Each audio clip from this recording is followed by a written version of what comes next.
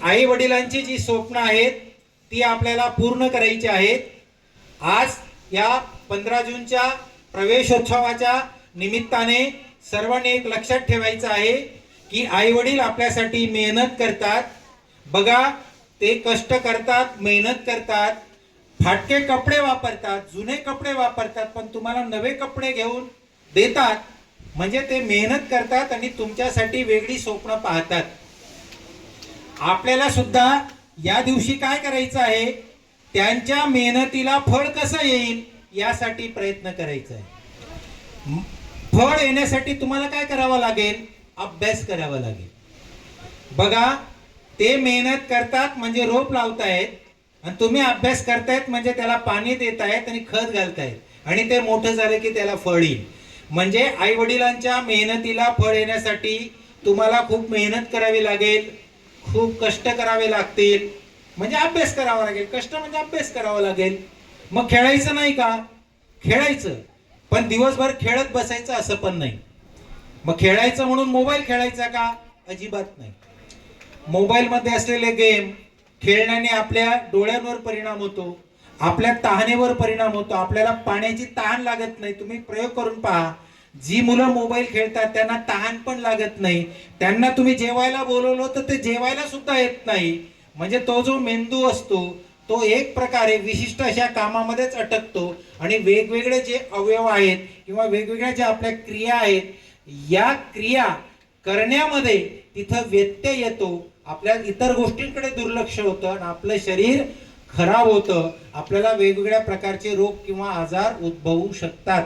कामापुरता, अभ्यासापुरता mobile वापरला तर हरकत नाही। आज या प्रवेशोत्सवाच्या दिवशी एवढे पालक आलेले आहेत। या पालकांना माझी कळकळीची विनंती आहे, जसं तुम्ही आज मुलांना इथं पहिल्या दिवशी शाळेत सोडायला आणलं, आवाज येतोय का मागे पालकांना?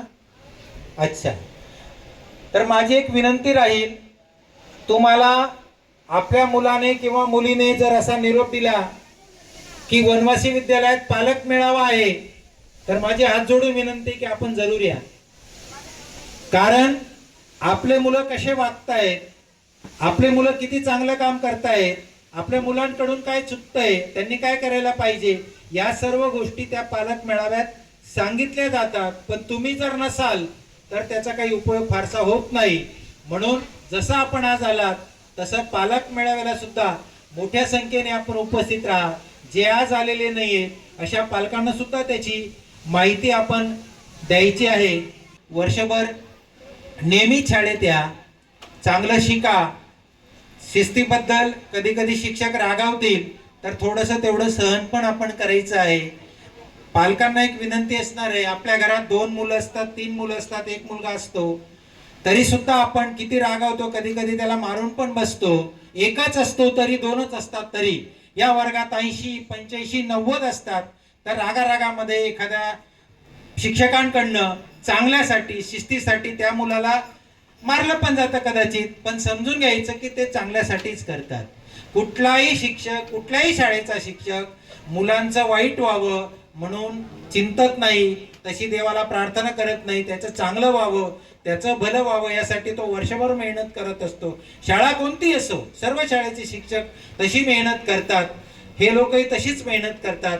आणि अशा वेळेला जर काही रागावलं गेलं असेल तर, मारलं गेलं असेल तर पालकांनी पण तसं विद्यार्थ्याला समजून सांगायचं आहे। विनाकारण शाळेत तक्रार करून, वाद करून काही उपयोग नसतो। त्या भावना शिक्षकांच्या आपण समजून घ्याव्यात। आणि प्रवेशोत्सवाच्या दिवशी आपण सर्वजण आलात, आपलं मनापासून स्वागत पण आहे, अभिनंदनही आहे आणि यापुढे आपण अशी शाळेला भेट देत राहावी, एवढं बोलून मी इथे थांबतो।